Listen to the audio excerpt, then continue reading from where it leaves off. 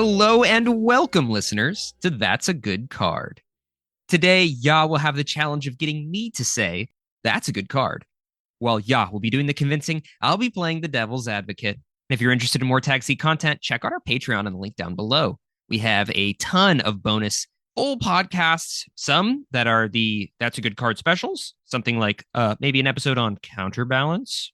Nope, that's wrong. Power balance. That's the wrong balance. Anyway, there's a full episode on power balance. If you're interested in that and other random podcasts and extra fun little things, check out our Patreon. All right, yeah, we're going to get started with our Discord community highlight. Oh, that jingle will never get old. Yeah, let me tell you.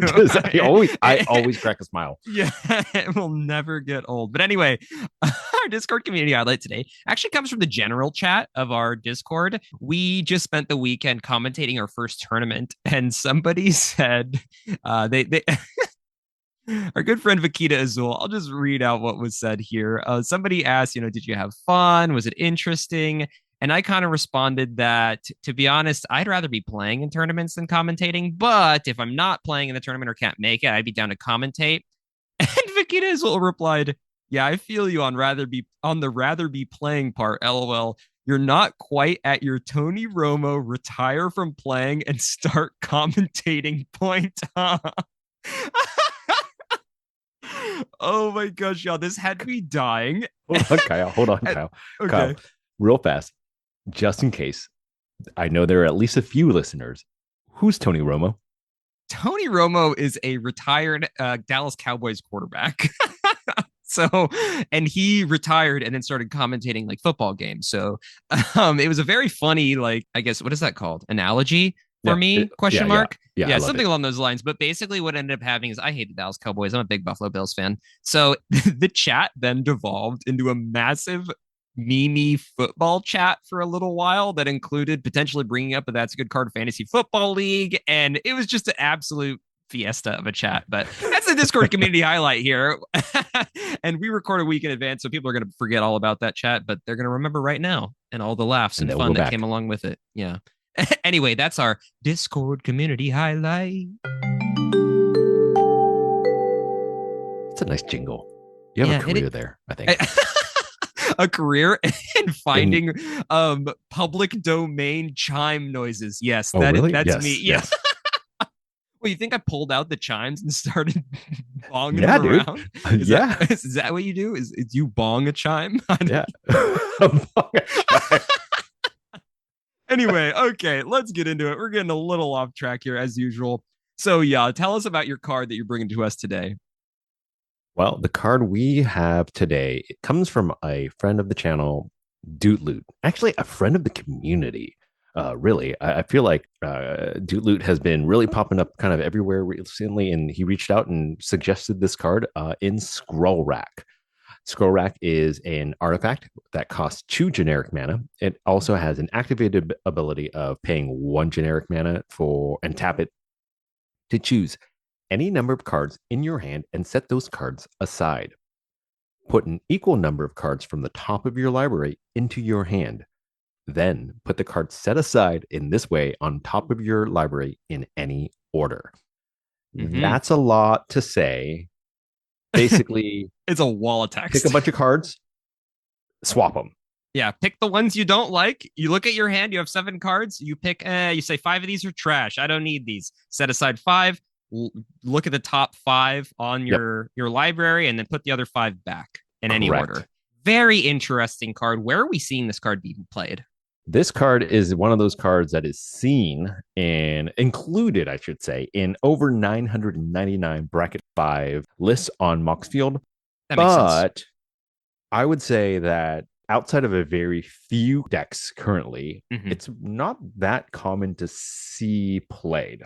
Yeah, I mean, it's a classic, right? So this used to be seen, I feel like, all the time. Yes. So this was like, dang, before a bajillion different incredible card draw engines got printed, or like card selection options were printed, Scroll Rack was like a staple. Yep. At least that's my understanding. So I think it's not surprising that like Scroll Rack is a well-known card for sure. This kind of reminds me of the podcast that we did on Carpet of Flowers in that way, where sometimes some older cards just need to be shown some love again, or people need to remember that these cards used to be really, really strong. And just because they used to be really, really strong, that doesn't necessarily mean that they're not strong anymore. It's just like the flavor of the month got cycled. So now people aren't playing it anymore, or at least a lot less compared to what it used to be. But what decks of those 999 plus bracket 5 decks are we seeing this card be played in? The common decks that you see play nowadays is a Yurko list, Mm-hmm. Rogsai, Mm-hmm. some Rogsais at least, Zerda, 6 cost Narset, Yeah, big Narset. and Kinnan. Yeah, that makes a lot of sense. I've also seen it in Zuladoc. Classic. It wouldn't be a taxi episode if we don't mention Zuladoc. Zuladoc, yeah.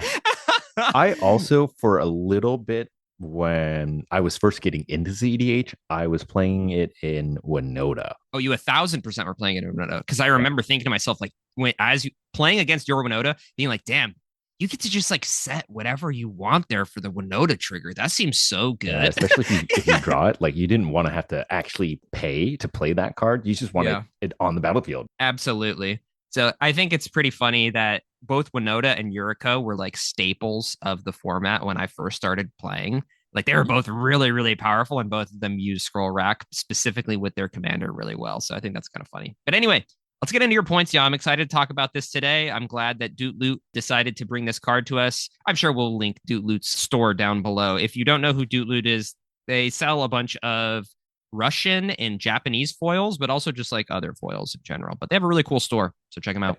Yep, Anyway, yep, yep. let's get into it, y'all. What are your strong points for why people should be checking out Scroll Rack for their lists? Once again, bringing it back from the dead. Well, the first thing is in this meta of Ristic, Fish, Esper Sentinels, you name it, you maybe have had this experience. You have seen this player play out their turn 2 Ristic, their Fish, they're drawing all of these cards. But when it comes time to actually deal with the stack and a win on the stack, you look at that player and they go, I don't know. I got nothing. And you wonder yourself, Mm, how? How did you draw that many cards and get nothing? And it happens. I've been that player. sure. If that's RNG is you, real. RNG is real. If that's you, this is a great way to convert those cards into at least other cards, right? Like it's Yeah. you're Doubling your chances effectively. yes, yes, yes.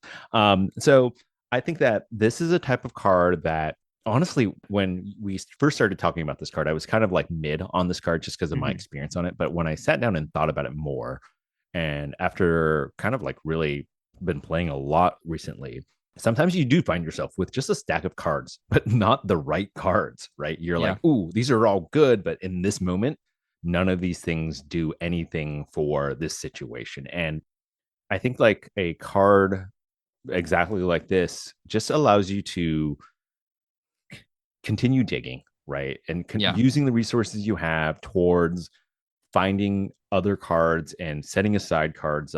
In this case, like you can, again, like in Yuriko, in Winota, like we suggested before, in Kinnan, you've drawn these cards that you don't really want to have to pay for, right? You don't want to have to cast a Void Winnower or that 15 cost card, that Shadow of Mortality that almost all Yuriko lists kind of run in some capacity, right? They're not Mhm. looking to actually cast those. They're looking for a different type of thing off of it. And so I think this is just a great way to convert cards towards cards you actually want in your hand Yeah. at that specific time. Yeah. I mean, how many times have we been in a scenario where we're in a situation where like, okay, only Beseju or Odawara gets us out of this mess. And you're sitting there as a Ristic player or a Fish player with 15 cards in your hand. You're like, I don't have either yet. I don't have either yet. If you have Scroll Rack, you're turning those 15 cards potentially. If you only have those 2 outs, you can just pitch all 15 of those cards. You know what I mean? Yep. And just dig 15 to find like the 1 or 2 outs in your deck. Yep. And at that point, this is probably later in the game, so you can assume you've already ripped through, let's conservatively say 20 cards in your deck, Yep. So Yep. if now you've gone through 20, you have 15 in hand, or I guess it's quick maths here, but you're going to get through a majority of your deck, or at least a larger chunk, and the likelihood that you're going to hit one of your few outs is much higher. So I really like how it pairs with massive draw engines to get to those 1 or 2 cards that can actually save you. Same goes with silence. Same goes with like mind break trap. Like if something is uncounterable and you're like literally my only out here to stop this, thing that was this Grand Abolisher that's been Cavern of Souls naming human is mind break trap, you can dig for it. Yep. And that point kind of takes us right into the next point, which is the combo of this card with, and this is actually kind of a little bit before my time. I was doing some research on this card, and didn't realize again, my introduction to this card was through Yuriko, and then I took it from Yuriko into Winota a little bit. But this was also pretty common in Turbo Nas lists, right? 100%. Yeah. Right. Because just like you said, earlier, right? You're trying to convert, and let's say you just have, and I definitely have seen you do it, right? Where occasionally you just rip a bad ad nauseum, right? And Mm-hmm. you're hitting none of the resources you need, like actual resources. And you got, let's say you did get like 20, 25 cards off of it, and you're looking at it and going, man, this was bad. Yep. And now you have a way to convert it for, yes, it's like it is three cost. Like I'm not going to jump or like beat around a bush on Well, it. you'd It's three assume that it's cost, like right? in play before It's you're in play, nosing. yeah. I think that's like the ideal mode is like Ideally, for if sure. you nose and have one mana available, Which generally, hopefully, you which do. Nas for one is generally like what you're doing. Like you're Right. very rarely ripping a Nas with nothing, just praying to hit your Lotus Petal Simian Spirit. You know what I mean? Like, I mean, some people do. They're wild, but It some people happens. do that. But as It long as you happens. have like one mana, you're able to look at the things that you have, right? Deploy the free rocks that you find off of your initial Nas, like deploy your Lotus Petal, deploy your Lion's Eye Diamond, whatever. Um, and then activate Scroll Rack, get like dump all the cards that you don't need, Yeah.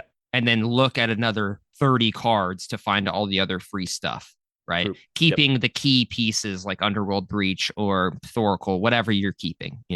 So that is, I mean, when I think of Scroll Rack, I do think of that turbo mentality. And I'll kind of go into this into my downsides, but it also works from a control aspect as well. So it's Yep. definitely super good. And you can do the same thing with Nas that you're talking about with Necro. So Yes. it's like you Exactly. That can was do my the other exact point. same thing. Yep. Yeah. Oh, sorry. No, no, no, no, no. I didn't realize that Like was that another was the point. other card. No, no, Yeah, no, no. That yeah. was the other card. I think just this pairs really well with, right? Like a Mm-hmm. Necro for 20 now makes it a Necro for potentially. Hopefully, you hit at least a small handful of things, and you get to hopefully see another 15 cards deeper into your library, looking for the Born, the Valley Flood Caller, whatever it is you need, To um, actually, yeah, to convert it actually into a go off, win. right? Mm-hmm. Um, this apparently was the thing when Shimmer Zur was a big thing, right? Was to get your Necropotence out, hit this, and then knowing that any of the cards that you didn't want, let's say you still don't have the game in hand, like Mm-hmm. Azure would eventually be able to shuffle those cards away, right? And that's the other like nice tech with this is like you can totally save a fetch land, do your Adnaz, Necropotence, whatever it is, and then know that you can still shuffle those cards away, Mm-hmm. to not have to draw into those cards again if that's somehow you still don't have the win. Yeah, for sure. And then my last point on this one is a little bit more, it's kind of a vibe feel kind of thing. But Mm. I like that with all of that, you're not necessarily, this is a artifact activation. You're not having to trigger other things, right? What do you mean by You that? so you've triggered off of your cast of Adnaz, what have you, right? Or Mm-hmm. you're using it for top deck manipulation, right? You're trying to get that card in. Let's say it's a top deck tutor. I like this because this doesn't add more spells onto the stack that people can really respond to as easily, Okay. right? So you're not feeding a smothering tithe with which Oh, we because it's not know a is a draw. right. Okay. It's not a So you're draw. a It's not an Orcish roundabout way of Bowmaster. saying it's not a Yes, draw. it's not a draw. That was the most roundabout way to being like, It's a it very doesn't actually yaw draw the answer cards. though. It's Yeah. a I was very like, yaw answer. are you trying to say that it doesn't draw? It Because doesn't it draw a doesn't. card, so it Okay, doesn't there you go. trigger fairy masterminds. Yep. Uh, Orcish Bowmasters, something pairs. Crom, or not Crom. Well, yeah, it technically Trouble in doesn't trigger pairs Crom. Yeah, Trouble in Pairs. from Yeah. it doesn't trigger all of these things that just add more things to this mid-range hell. This gets you again further, gets you that top deck tutor, shuffle I ways don't know about things. tutor. Well, that's a big word to use. It's like selection, manipulation. Selection. Well, no, I'm Yeah, saying that it gets you the draw for it gets you the card gets you to draw without off the drawing. top deck, right? Yeah, Without drawing. it's like Taxi Special Fomori Vault. They're Oh god, I do twin. love that card. The more we talk about it, like I really like that. I mean, that's a good point. Yeah, drawing cards can be punished in this meta. I agree completely with that point. You have But any other yeah, fun points or anything like that? I don't think so. I think that this card for most listeners, right, is going to be pretty old hat. They're already going to have a decision in mind for this card coming into it. But That's true. for those of you, kind of like myself, I'll be honest with you, like I didn't necessarily think of about the turbo Nas stuff because I'm a little bit newer to like that type of play, Mm-hmm. still, and I thought like, oh wow, like in this current meta, this actually kind of feels like a pretty decent tool to have in your resources, right? Like just It to feels like it is a multi-tool. Like it yeah, does, it fills a lot of roles. This card is layered in what it can do. It doesn't just do one thing. It can fill the role for your commander. If you have a commander specific to needing to look at or manipulate or work for the top of the library, a la Winota or Yuriko, it also can do the controlly game plan. We didn't really talk about it that much, but I'll kind of add to your point here. I think that this card goes kind of crazy with counterbalance, similar to a yeah, Sensei's Divining Top, right? So you're able to put back cards on the top in any order. So if there's something that you really, really, really need to be countered, you can pitch something in your hand back to the top of your library to reveal off counterbalance and counter the thing, right? yep, So I think it's very cool in the controlly sense, just like a Sensei's Divining Top is. But it also works on the turbo end of the spectrum. It works well with Ad Nauseam, Necro, Bolus's Citadel, if you're still on that. Shout out Mike from the Howling Salt Mine. Any Lotho Bolus Citadel enjoyers. There's just a lot of cool things that it works with and synergizes with, but it is definitely not a simple linear card. So no, people who think that, and it's one of those cards that's going to develop over time, right? So like people who think that they're like, I know Scroll Rack, I know what it does, I know like how good it is. You're kind of wrong because there's probably been a lot of cards that have been printed that have relevance with this card since this card has been printed. So it's like just because Scroll Rack might not have been good enough last set for you doesn't mean that more cards being printed is gonna make it stay where it was. Like I could see that this card ebbing and flowing into the meta yeah, a definitely. lot as the years go on. The last thing I think I'll say is that the thing that got me really thinking about this card is that point about how this just pairs so well with Adnaz. It doesn't necessarily get you the win, right? Like an Adnaz does, but in case you don't, it helps push you that last bit. And I really like that. And I kind of want to highlight that it can really help you if seeing 25 cards didn't do it, seeing 50 50 Otta. cards should 50 really Otta. 50 ought to really push you the rest of the way, right? And I think that Yeah. that's a much heavier thing to kind of highlight than a better point than I usually get with these types of cards. So yeah, that's the last thing I'll say. Cool. All right, you ready for my downsides? Yeah, let's talk about some downsides. Sure. So, something interesting I dug into first and foremost, I had this weird. So, my first point is very clearly that this is not card advantage. It's not. Agreed. You are Completely. netting zero. So, you Yep. are putting cards back to get cards. This is It's filtering, 100% kind filtering of card selection, right? like That's what Ledger it Shredder. is. So, it is not card advantage. So, I'm just going to start that out as my downside one. And so it does not draw cards, which is a benefit in the sense of how you spoke about it. But drawing cards to me is not only the act of drawing the card, but it's also the fact that you are gaining a resource in a card, right? Mm. It is net one. Drawing a card, one card, net one, mild shock. Drawing two cards, net two. All right. Quick maths. So I looked into some top performing lists in the over the past tournaments. I looked at the Steel City Open that had like 500 people in it, and looked for artifacts that either don't make mana or don't draw cards. And you want to know how many I found? How many? Two. Technically three, but one of them is like pretty fringe, and it was specifically for one deck.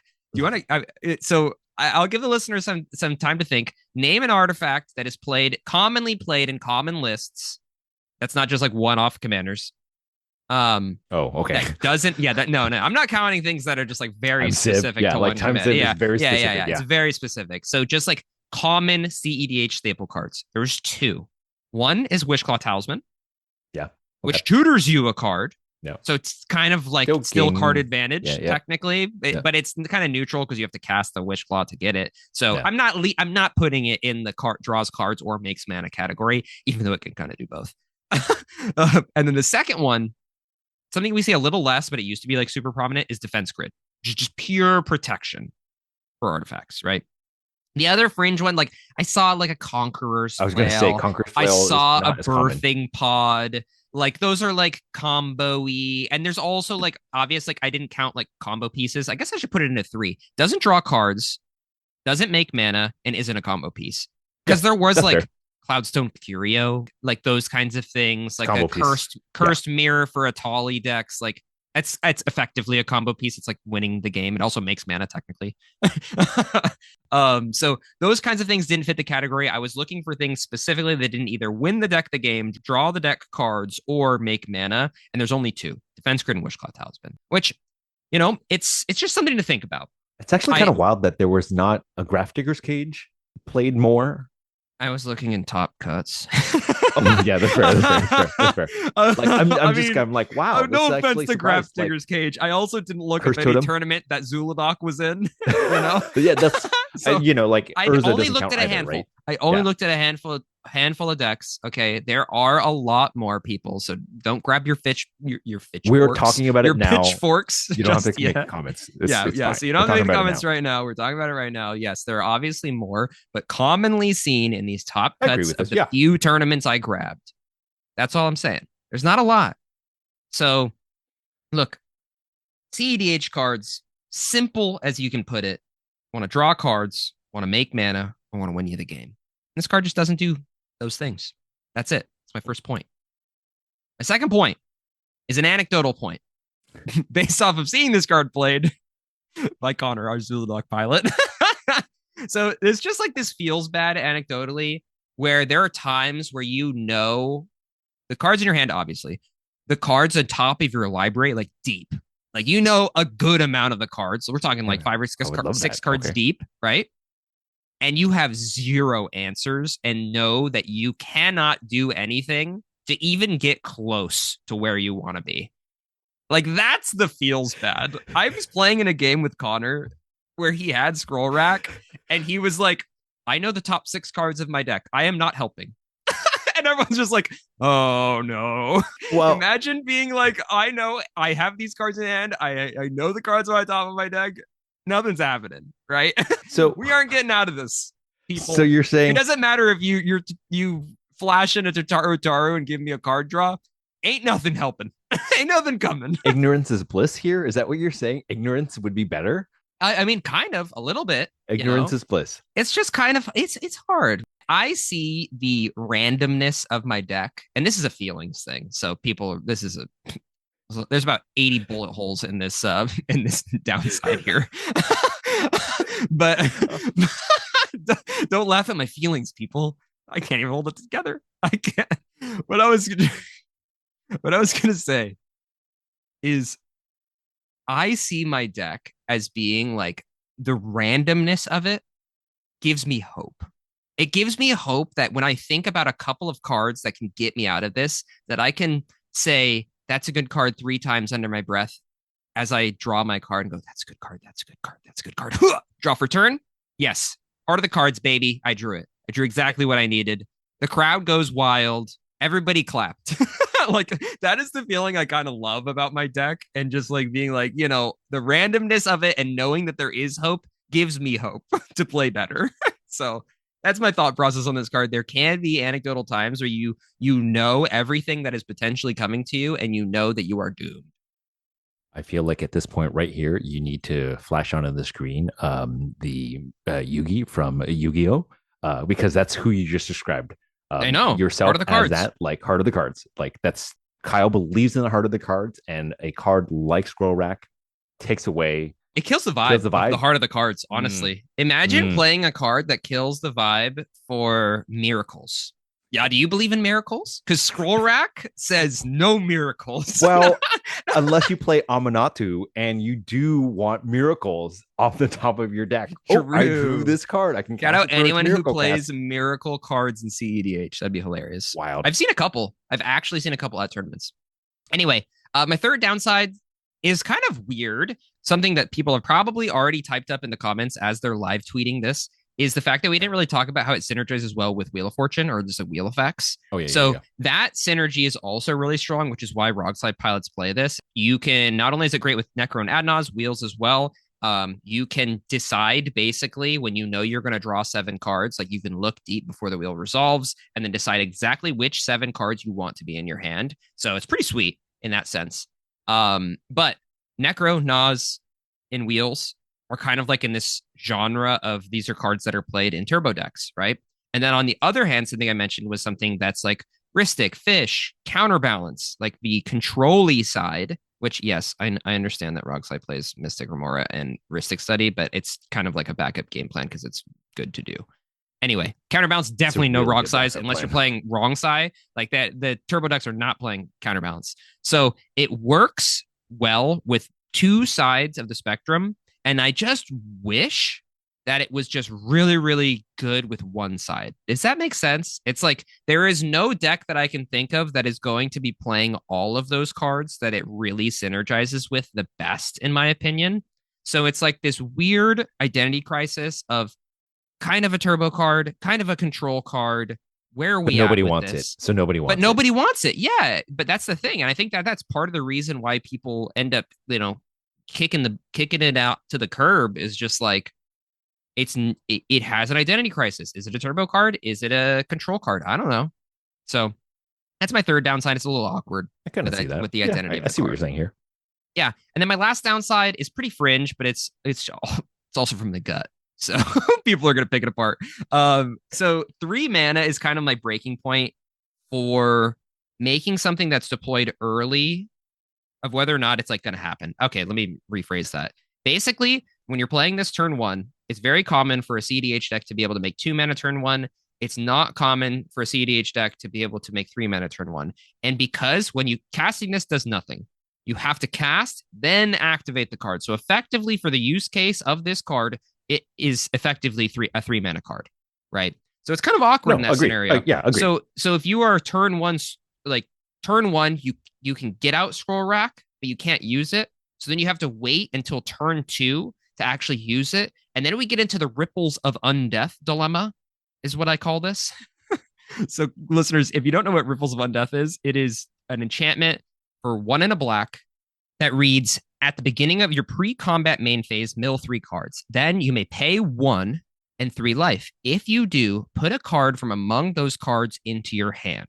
So, a weird thing, and why I think Scroll Rack's similar to this card, is if you develop it early, you are not able to actually progress yourself forward and like ramp yourself forward because you are paying mana to get card selection. So like whenever I would deploy a Ripples turn 1, right? I would be like, cool, play my thing, play my free rock, cast Ripples. Next turn, I do the thing. I go, ooh, that's a pretty good looking card. I'm going to pay 1 to do that. Cool. I'm back at 2 mana, right where I started, because I've had to use 1 to activate the thing to get some advantage. Dang it, now I can't play my 3-cost thing that I normally would have ramped into. Scroll Rack falls into that same similar category. You play it turn 1 with your 2 mana. Awesome. Go to next turn. You play a land for turn. You have 3 mana total. You tap your Scroll Rack and activate it. Great. You did the thing. You got your advantage of some kind. Damn, you only have 2 mana available. Wow, the same amount of mana that you had available turn 1. That sucks. Looks like you can't cast your 3-drop.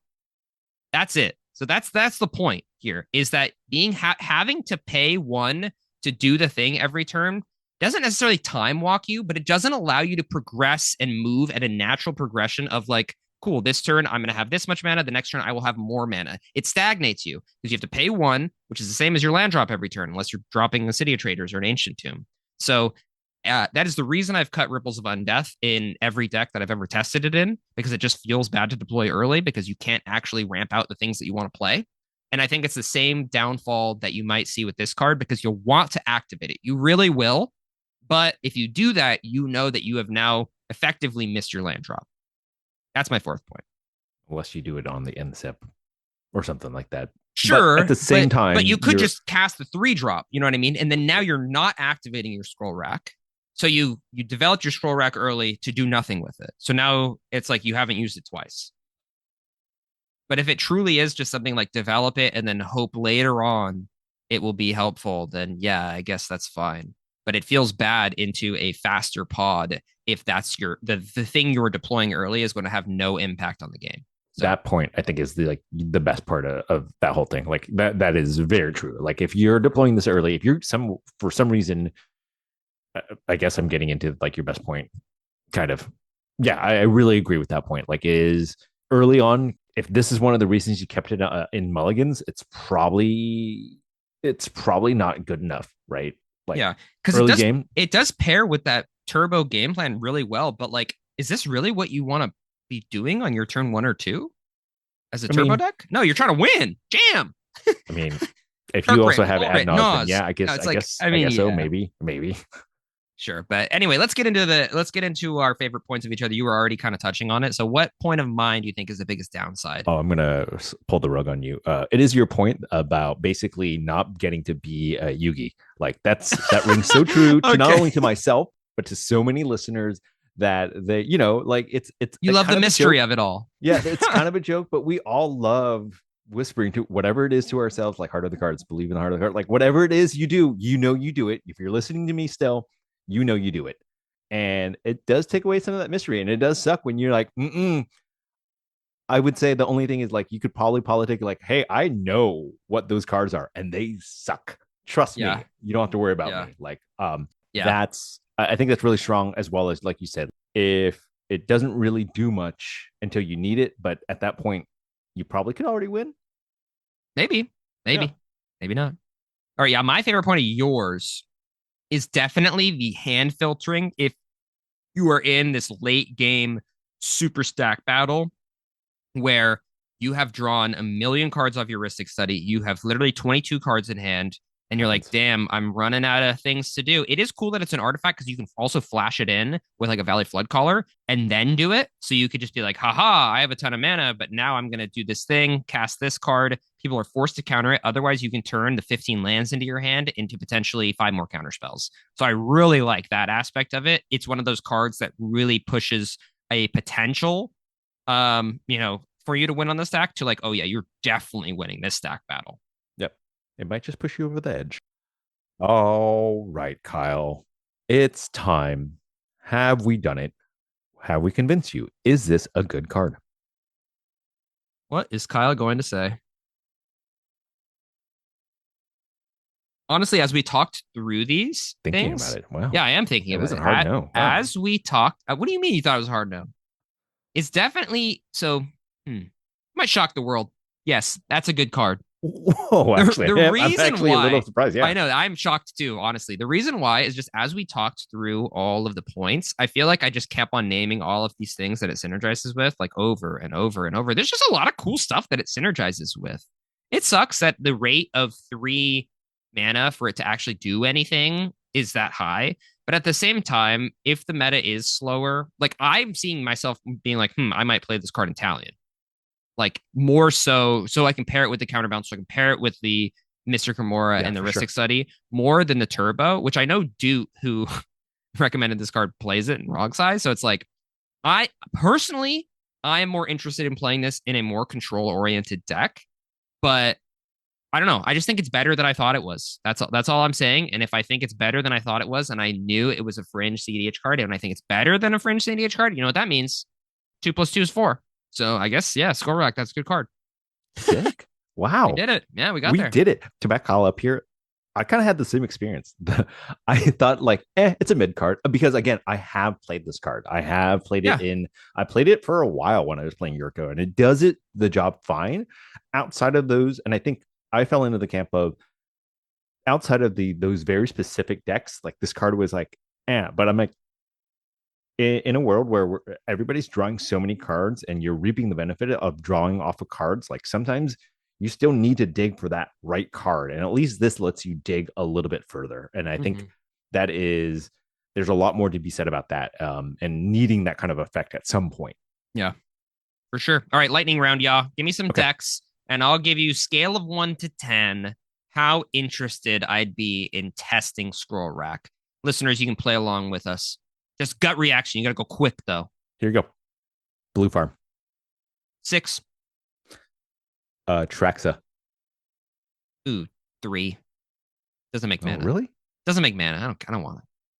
I guess it's Traxa. kind of cool because like you get like post Atraxa ETB, you have a bunch of cards in hand, and then you can filter those away. It's not the worst thing in the world, but for Yep. me, I like turboing out Atraxa, so it's like I don't know, Marnius. 3. I Okay. don't know. Doesn't make tokens. Lol. Sisei. 1. I'd rather play cool legendaries. That's it. That's send But tweet. I just think. sometimes those legendaries are in your hand. Oh, I guess that's true. So It's kind of a sometimes you're similar stuck effect with as it Kinnan or in your Yurko. hand and you don't want it in your hand anymore, so you can put it away and then search for it. That's kind of Everybody interesting. feels bad. It feels bad as a Sisei player. I've done this once, to have to hard cast to fairy, 3 fairy. Like, Yeah. like hard casting a 3 fairy is like big sign of I think like, I've seen someone cast a hard cast an Oath of Teferi before, which was yes. fascinating. Also Yeah. feels bad, right? Yeah. That's Mm, insane. force of Oh, negation. yeah. Great. Love that. Excellent. Anyway, all right, that was kind of fun. That was a fun little lightning round. I think Sisei's probably a little better than I thought for this card, but originally. But anyway, cool. All right, it is time for our favorite closing segment. That's a good card, question mark. If you haven't played with us before, what we like to do is we like to end the podcast by playing a fun little game where Ya will be providing me the name of an obscure Magic the Gathering card. And it's going to be my job, as well as yours, the listener, to guess everything about that card: color, type, cost, flavor text, artwork, everything. So go ahead and pause the video after you get this obscure card name. Go into the comments, type your guesses. Shout out Tony in our Discord for live tweet guessing I in love our it. Oh my gosh. in our chat this I week now for look forward to Knuckles the him Echidna. listening Yeah, to our podcast. yeah, it's incredible, incredible. So type out your guess for the That's a Good Card question mark. Yaw also has a call to arms. So I generally draw in Microsoft Paint what I'm envisioning for the both of us. If you want to also share your Microsoft Paint drawings, maybe you'll be We on the would Discord love that. community That'd highlight be next so week. good. Ooh, ooh. All right. Yeah, what's the name of our obscure Magic card? Okay, I'm actually really fond of this. This probably is one of my favorites. Ready? Mm-hmm. Impatience. Impatience. Impatience. All right, listeners. Impatience. Pause the video. Guess. For me, impatience is giving red card like a goblin that's just like rearing to go. So impatience for me is going to be like 2 red pips for an enchantment. The artwork is going to be like a a goblin sprinting down a like street, but it's gonna be like a bazaar, you know. So there's gonna be like some like traders and merchants on the sides, but it's just like a running goblin with it's sprinting away like it just shoplifted, and it's got like fruit in one hand and some like gold coins in the other. For so it's 2 red for this enchantment, and it's gonna read at the beginning of your opponent's upkeep. No. Oh god, this seems so bad. This would be so good. Okay, this card I'm creating is incredible that came to mind, so this is really bad. And it's definitely not this. But at the beginning of your opponent's upkeep, you may draw a card. Skip your draw step. Your maximum hand size is 3. And the flavor text, I try to balance it at the end by putting the maximum hand size at 3. The flavor text reads, "Get him, Kevin! Run!" I don't know why I thought of Kevin as a name. Run! Okay. Okay. How'd Dude, I do, yeah? How honestly, close? honestly, first of all, I actually thought you were sandbagging because of how accurate you were beginning as you were describing this card. Ooh, And I've then never heard of this card in my two, life. once you got into the description, I was like, oh my gosh, like he's combining different cards because there's a card where at the beginning of each person's thing you draw a card, but then you don't get a draw step. Uh-huh. Like you described an actual magic card. Impatience is two generic, one red pip for a red enchantment. It's a red enchantment, one Oh, red pip, two generic that's pretty enchantment. close. It reads at the beginning of each player's end step, if that player didn't cast a spell this turn, this enchantment deals 2 damage to that player. Flavor text: ask a Keldon to hold his temper, and you'll be left holding your guts. Ugh. Ew. I like the artwork. It's like this big buff humanoid dude just like give me your lunch moneying to some wizard guy, I Yeah. guess. Yeah. And then he's holding something a little bit off of the art, and you're left kind of wondering, like, is this the body of a friend? Like, is this what is this? It's a very thought-provoking card, I think. Yeah, and what's really funny, I'm gonna switch the artwork up to the seventh edition artwork because I I think it also looks so really love that funny. one. I The think that's seventh so edition good. artwork I would put on the screen, it just looks like a dude hitting the quan above a guy who's Yep. like laying down in a robe. It's so interesting. It looks so funny. And then the art or the flavor text on the seventh edition one is so It's so funny. good. I'm going to count to three. Three. That is incredible flavor text. I love that for a card called Impatience. I think this card looks Oh, so cool. To be honest banger with you. card, banger card. Hey, the foil seventh edition only $17. Honestly, Kind of that's pretty crazy. It must have sick. been rare. Seventh edition, no, that's nothing. That's Mm, nothing. Seventh edition I know. foils are normally crazy expensive, Oh, really? but seventh edition foils are normally super expensive. So the fact that it's only $17, one, it's a trash card, but two is pretty cool. Anyway, y'all, thank you so much for listening to today's podcast on Scroll Rack. And thank you to Doot Loot for recommending this week's card. We really appreciate you. We'll put links to Doot Loot's store down in the description below or the Discord. I think a lot of people prefer to use the Discord. So go ahead and hop in Doot Loot Discord if you aren't already there so you can check out cool deals and all that fun stuff. He does a bunch of giveaways all the time. Heck, he might do a giveaway for this video. So make sure you check out Doot Loot. All right, y'all. Please direct your attention down below to the description where you'll find links to all the places that we host our podcast: YouTube, Apple Podcasts, Spotify, everywhere. Everything's in our link tree. Also, want to make an announcement that our bonfire store is active. Oh Shock. yeah. So Oh if you're yeah. interested, yeah, you forgot about that. So I did. if you're interested in purchasing your very own That's Good Card t-shirt, we have a nice sleek cream t-shirt with just the black logo on it. Very cool, very chill. You can go ahead and check out our bonfire store. It helps support us. Thank you so much. Check out our Patreon as well. Yada, yada, yada. See you next Monday. Bye. Bye. Thank you.